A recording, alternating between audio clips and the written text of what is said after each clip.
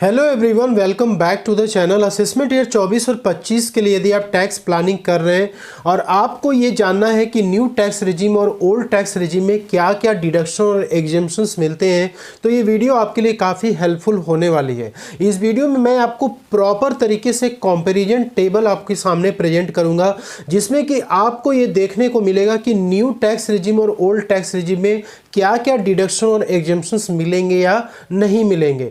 तो यदि आप न्यू टैक्स रिजीम में देखेंगे तो 7 लाख तक की इनकम पे 1 रुपये भी टैक्स नहीं लगता है। वहीं पे ओल्ड टैक्स रिजीम की बात करें तो 5 लाख रुपए की टोटल इनकम पे टैक्स नहीं लगता है।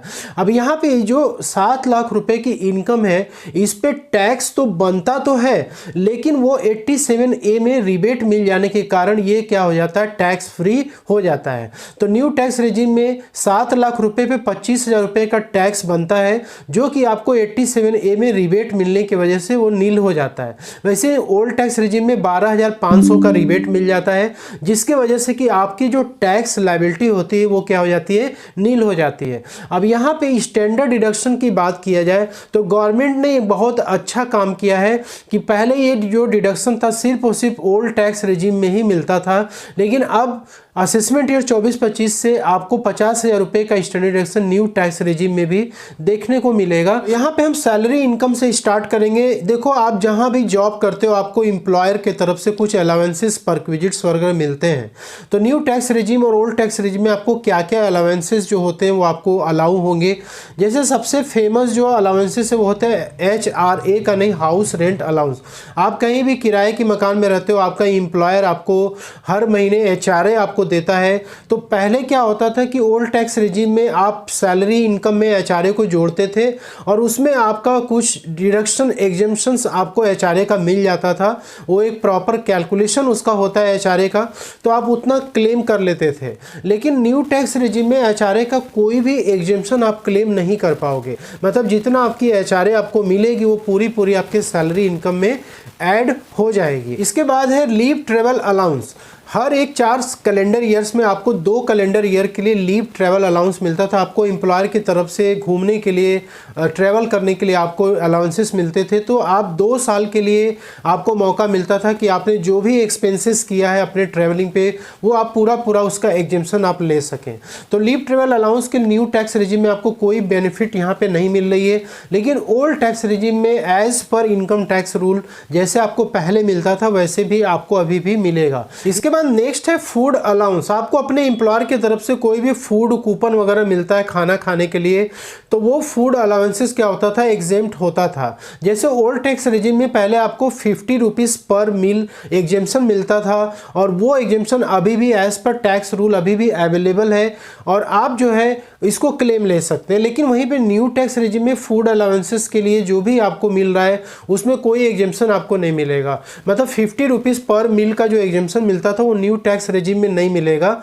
जितना भी अलाउंसेस आपका होगा फूड का वो पूरा आपके सैलरी इनकम में ऐड होने वाला है। इसके बाद guys daily allowance, official purpose perquisites, convince allowance, जो कि आपको ड्यूटी को अच्छे से परफॉर्म करने के लिए, ड्यूटी के दौरान आपको कुछ खर्चे होते हैं उसको मेंटेन करने के लिए आपका एम्प्लॉयर आपको ये अलाउंसेस आपको देता है।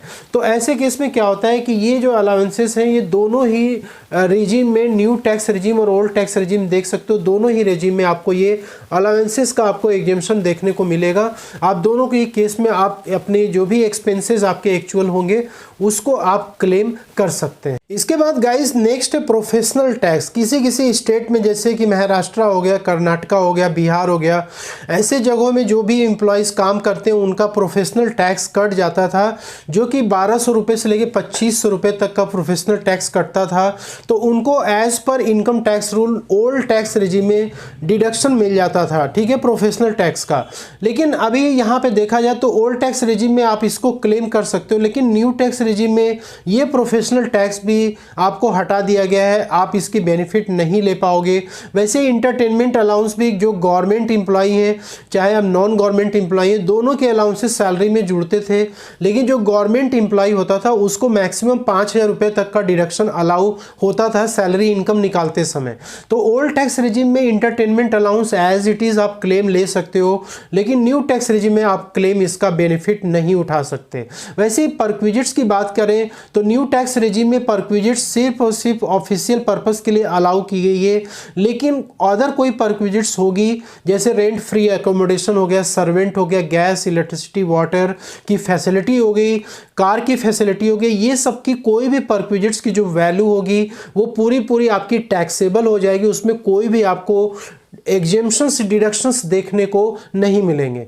तो हाउस प्रॉपर्टी इनकम हेड में आपको क्या क्या डिडक्शंस एग्जेम्पशंस देखने को मिलेंगे, तो इसके लिए कि होम लोन का काफ़ी इंपॉर्टेंट होता है, क्योंकि आप जो भी घर बनाने के लिए लोन लेते हो उस पर आपको ईएमआई जो पे करते थे आप उस ईएमआई में आपको इंटरेस्ट कंपोनेंट और प्रिंसिपल कंपोनेंट पे आपको डिडक्शंस मिल जाता था। ठीक है, तो यदि आपने होम लोन ले करके जो प्रॉपर्टी आपने कंस्ट्रक्ट कराया है, परचेस करा है, यदि वो सेल्फ ऑक्युपाइड प्रॉपर्टी है, ठीक है, यानी कि उस प्रॉपर्टी में आप खुद रहते हो, तो ऐसे केस में आप जो है मैक्सिमम 2 लाख रुपए का इंटरेस्ट क्लेम करते थे ओल्ड टैक्स रेजिम में, और जो प्रिंसिपल कंपोनेंट होता था उसको आप 80C में क्लेम कर लेते थे। लेकिन न्यू टैक्स रेजिम में आपको ये जो है सेल्फ ऑक्युपाइड प्रॉपर्टी के लिए आपको ना तो प्रिंसिपल का डिडक्शन मिलेगा और ना ही आपको इंटरेस्ट पेमेंट का डिडक्शन यहाँ पे मिलेगा। लेकिन ओल्ड टैक्स रेजिम में एज इट इज़ आपकी बेनिफिट अभी भी चालू है, आप उसको क्लेम कर सकते हो। यदि आपने होम लोन लेके वो प्रॉपर्टी तैयार की है जिसको कि आपने रेंटल्स पे उठाया हुआ, किराए पे आपने दे रखा है, तो यदि ऐसी प्रॉपर्टी के लिए आप इंटरेस्ट पे कर रहे हो लोन का, तो इस केस में जो प्रिंसिपल कंपोनेंट है उसका तो कोई भी डिडक्शन आपको नहीं मिल पाएगा, लेकिन इंटरेस्ट का कंपोनेंट पे डिडक्शन आप यहाँ पे क्लेम कर सकते हो। नेक्स्ट है गाइस सेविंग बैंक और एफडी इंटरेस्ट। इंडिया का सबसे मोस्ट पॉपुलर सेविंग ऑप्शंस है जहाँ पे कि लोग पैसे को अपने रखते हैं, वहाँ से इंटरेस्ट वगैरह अर्न करते हैं। अब इनकम टैक्स में भी जो लोग इस पे इंटरेस्ट अर्न करते थे उनको यहाँ पे छूट मिलती थी, डिडक्शंस मिलता था। तो सेविंग बैंक के इंटरेस्ट पे जो डिडक्शन आपको मिलता था वो 80 TTA में मिलता था, और एफडी इंटरेस्ट पे जो मिलता था वो 80 TTB में मिलता था। तो 80 TTB जो है सीनियर सिटीजन्स के लिए होता है। तो गाइस दोनों ही सेक्शन में 80 TTA हो या 80 TTB हो, यहाँ पे आप देख सकते हो कि न्यू टैक्स रेजिम में यहाँ पे टोटली एक हटा दिया गया है। मतलब 80 TTA के लिए जो आपको मैक्सिमम 10,000 रुपीज़ का आपको डिडक्शन मिलता था सेविंग बैंक के इंटरेस्ट पे, वो आपको न्यू टैक्स रेजिम में देखने को नहीं मिलेगा। लेकिन ओल्ड टैक्स रेजिम में एज इट इज़ अभी भी चालू है, आप इसका क्लेम ले सकते हो। सिमिलरली यदि 80 TTB की बात करें तो एफडी इंटरेस्ट पे यहाँ भी आपको डिडक्शंस मिल जाता था, लेकिन न्यू टैक्स रेजिम में आपको देखने को नहीं मिलेगा। रिटायरमेंट होने के बाद लोगों को जनरली वॉलंटरी रिटायरमेंट का कुछ पैसा मिलता है, ग्रेचुइटी का फंड मिलता है और लीव इनकैशमेंट मिलता है। तो ये जो पैसा आपको मिलता है वो एक आपको लमसम अमाउंट मिलता है। ये जो तीनों आपके हैं अमाउंट जो रिसीव हो रहे हैं, इसका आपको दोनों में ही बेनिफिट्स देखने को मिलेगा। इस यहाँ पे यदि म्यूचुअल फंड या शेयर मार्केट से यदि आपको गेन हो रखी है, इनकम हो रखी है, तो आप जो ट्रीटमेंट आपको ओल्ड टैक्स रेजिम में देखने को मिलता था वही सेम टू सेम ट्रीटमेंट आपको न्यू टैक्स रेजिम में भी देखने को मिलेगा। तो यहाँ पे कोई भी चेंजेस वगैरह नहीं किए गए। इसके बाद बात करते हैं अदर सोर्सेज इनकम का। तो यहाँ पे जैसे एक इनकम है फैमिली पेंशन का, जो कि काफ़ी इंपॉर्टेंट है।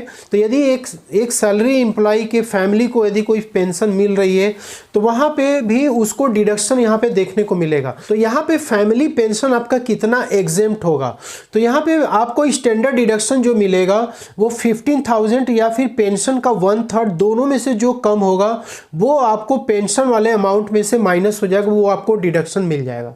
तो ये जो फैमिली पेंशन का जो डिडक्शन है ये न्यू टैक्स रेजिम में भी आपको मिलेगा और ओल्ड टैक्स रेजिम में भी आपको मिलेगा। इसके बाद गाइस गिफ्ट की यदि हम बात करें तो टोटल 50,000 रुपये तक की जो गिफ्ट है, तो ओल्ड टैक्स रेजिम और न्यू टैक्स रेजिम में आपको 50,000 रुपये तक की गिफ्ट जो है वो एग्जेम्प्टेड है, उसका डिडक्शन आपको मिल जाएगा। उसके ऊपर की जो गिफ्ट की अमाउंट होगी उस पर आपको इनकम में जो है टैक्स पे करना पड़ेगा। इसके अलावा गाइस डिडक्शंस की यदि हम बात करें 80C से लेके 80U तक के जो डिडक्शंस होते हैं, पहले ओल्ड टैक्स रेजिम में ये सारे डिडक्शंस कवर होते थे।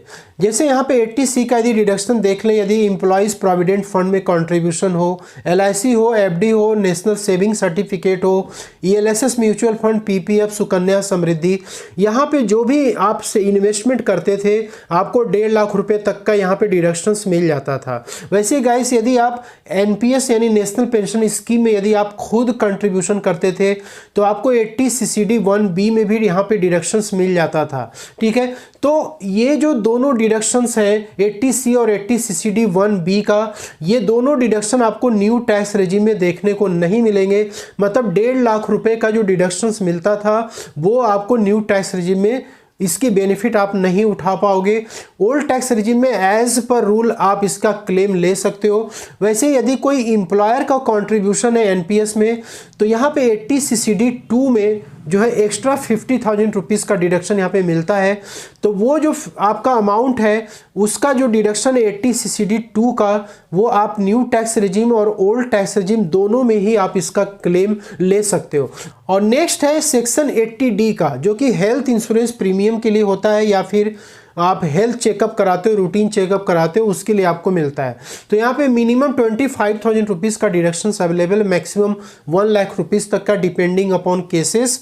तो यहाँ पे 80D का जो डिडक्शन है आपको ओल्ड टैक्स रेजिम में आप एज इट इज़ जैसे क्लेम करते आ रहे थे वैसे ही आप क्लेम कर पाओगे, लेकिन न्यू टैक्स रेजिम में आपको ये डिडक्शंस यहाँ पे देखने को नहीं मिलेगा। तो यहाँ पे कोई भी डोनेशन आपने दिया है तो सेक्शन 80G में उसका क्लेम आप लेते थे, जो कि आपको न्यू टैक्स रेजिम में क्लेम देखने को नहीं मिलेगा। लेकिन ओल्ड टैक्स रेजिम में आप इसका क्लेम एज इट इज़ लेते आ रहे थे और आपको आगे भी मिलेगा। इसके अलावा गाइस यहाँ पे सेक्शन 80 CCH जो कि एक नया सेक्शन जोड़ा गया है असेसमेंट ईयर 24-25 से। तो जो आर्मी के पर्सोनल हैं और जो कि अग्निवीर कहलाते हैं उनके लिए एक अलग से अग्निवीर कंट्रीब्यूशन फंड बनाया गया है।